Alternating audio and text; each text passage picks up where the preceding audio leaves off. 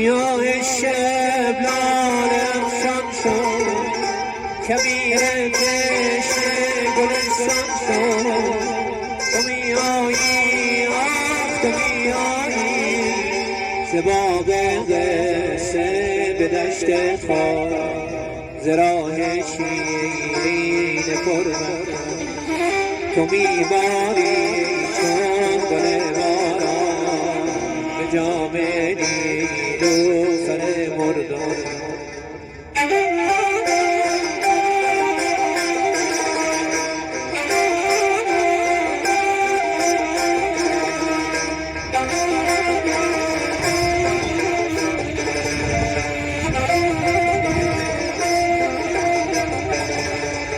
به باغ قصه به دشت خار، سایه ابریست در دل من تا، مثل روح آزرده مرغ.